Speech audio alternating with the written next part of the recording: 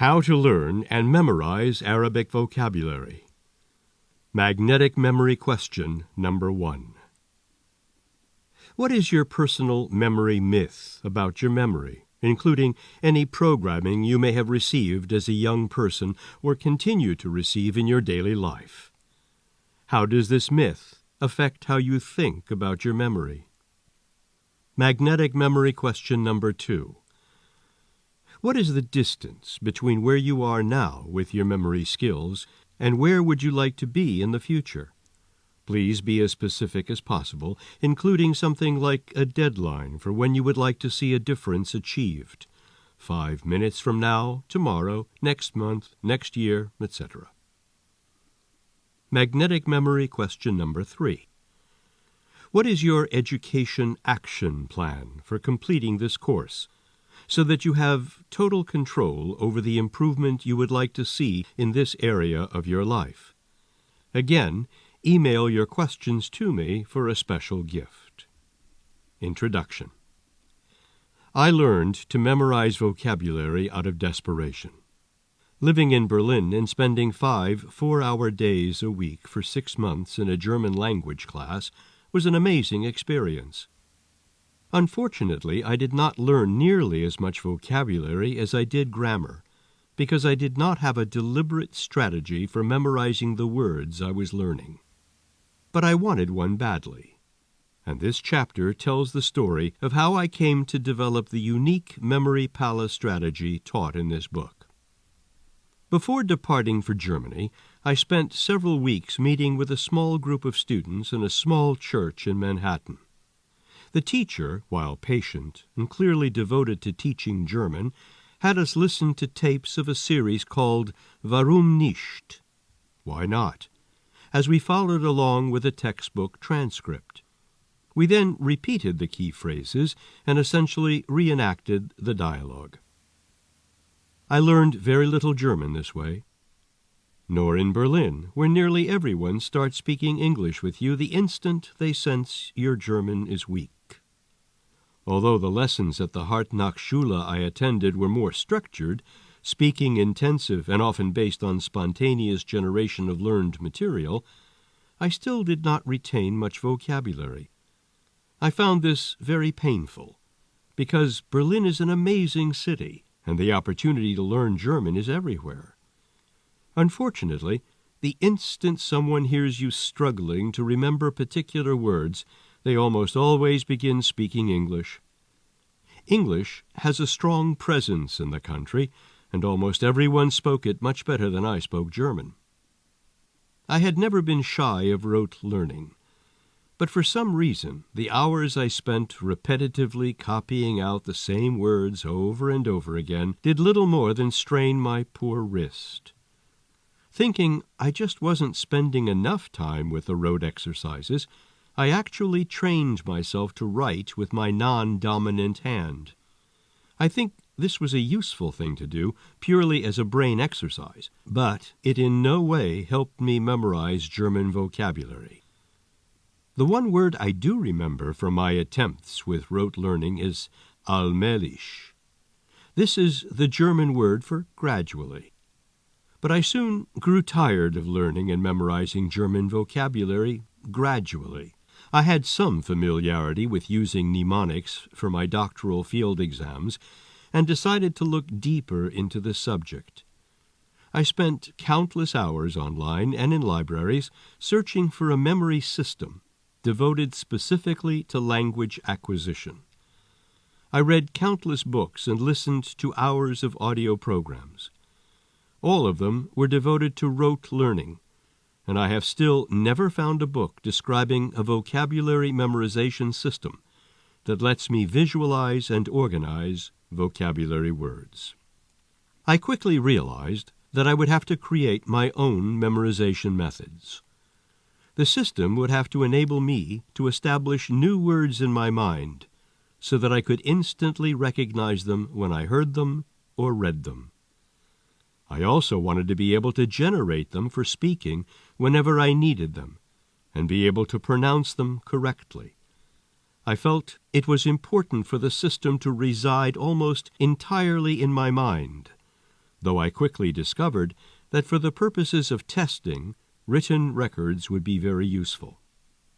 It never once occurred to me that designing such a technique would be easy or fun. In fact, once I found the solution, my heart was filled with dread at all the hard work it was going to be. However, once I got started, I realized that it not only took only a short while to create the system, but it was also incredibly fun, and it made me feel good, too. I believe that using the mind in this way is one of the most positive experiences a person can have.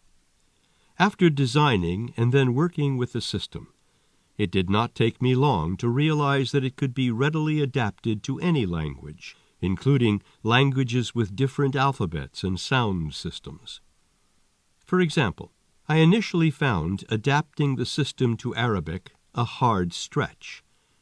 But once I worked out how to adapt my system to the Arabic alphabet, I sped through Arabic vocabulary acquisition with similar ease. On the way, I discovered some interesting ways to use the same memory palace system for remembering grammar rules, approaches that I will share with you in this book. Note, however, that this book does not purport to teach grammar in any way. Apart from sharing those few discoveries about grammar memorization, the storage and recall of vocabulary remains the main focus of this book. Before continuing, I would like to address an issue that people constantly raise. Several readers of my books and clients have told me that people who succeed with languages have a special gene that the rest of us do not. They think that this gene allows such geniuses to develop personalized but still relatively formal strategies for memorizing languages. This is nonsense. The techniques described in this book can be used by anyone. As I noted before, many people feel that memorization techniques don't and won't work for them. This is not an attitude I accept, particularly because I used to share it. I used to love telling people about my poor memory. When we do this, we essentially train the people around us to treat us this way, which reinforces our beliefs about our inefficient memories. It is a negative cycle. I broke free by learning these skills, and the fact of the matter is that when learned and used in the correct manner, these memory techniques will change your life.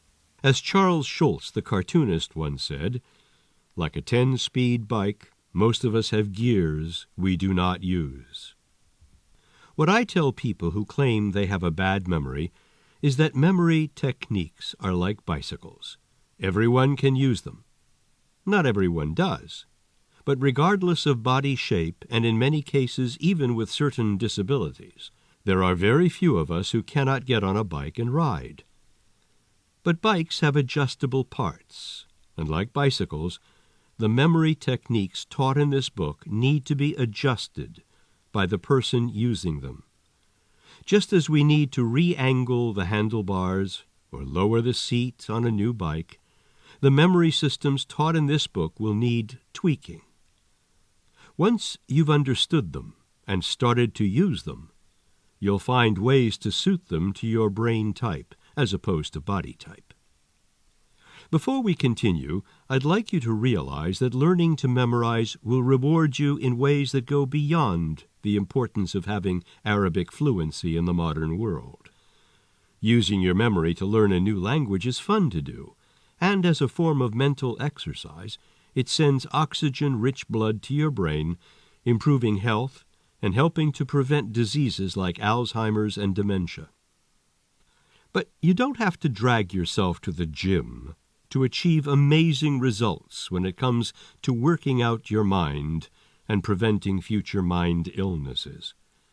You can work out in your favorite armchair, while driving, or sitting at the beach.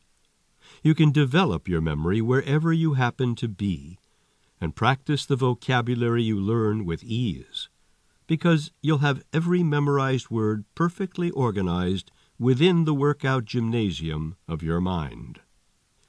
When it comes to learning and memorizing the vocabulary of the Arabic language, there is no other book like this out there, and there is no other gymnasium quite like your mind. I do not believe in the use it or lose it principle, but I do know for a fact that what you do not use, you cannot benefit from. Start improving the natural abilities of your mind today.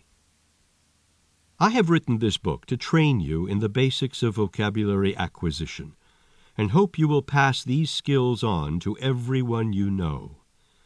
It is important that you tell people about your memorization experiences because it will strengthen your personal expertise with the craft. To this end, I will show you things I tried that didn't work for me, but may work for you. And I will show you how I have adjusted some techniques that did not initially help in ways that made them more workable for me. The emphasis here is always on adjustment and adaptation. The more you work with these methods, the more you will see how you need to adapt them to your own personality and ways of thinking. Much of this book is written in a conversational style, but each chapter ends with a set of action steps that you can use to begin implementing the techniques for yourself and think about incorporating into your classes immediately. The final chapters give you plenty of examples of how I myself work with my own memory palaces to learn and recall words so you can model how the system works in detail. Throughout this book, I address you not only as a learner of vocabulary memorization skills, but also a potential teacher. As previously mentioned, my hope is that you will not only learn these techniques, but also pass them on to others. One of the best ways to learn a skill is to talk about what you've learned as quickly as possible. And the more people who have better memory skills, particularly when applied to language learning, the better our world becomes. Finally, it is very important that you read this book from beginning to end before using any of the exercises to build memory palaces and memorize foreign language vocabulary. Although the magnetic memory method for foreign language vocabulary memorization is incredibly simple, elegant, and effective, it does take a bit of time to describe it and absorb it and get started. In fact, it tends to take 2 to 5 hours to get everything running, including the time it takes to listen to this book. However, please don't make the mistake of many an underachiever by deciding that this is all too complex or over your head. It isn't too complex, and it is well within your range. If you have any doubts, you should have a look at 2 articles by Noel Van Vliet, who used the magnetic memory method to memorize 127 Spanish words in a very short period of time. In doing his calculations, he reports that he was able to learn and memorize a new word every 6 minutes, and that he now spends approximately 3 seconds on recalling each word by decoding the associative imagery he has created using the magnetic memory method. These are incredible results achieved by a very normal guy whose memory isn't any different than yours or mine. The extraordinary evidence that has been collected from normal people with normal memory abilities aside, I want to conclude this introduction by saying that it is not my custom to wish my readers and students good luck on their memorization journey. And why not? Because my goal is to give them the tools and skills that make luck irrelevant. However, you do have my warmest, most magnetic memory wishes, and I look forward to hearing the stories of your success as a result of using these methods. But since we're here to learn and memorize Arabic vocabulary, what the heck? Bitawfiq. Success.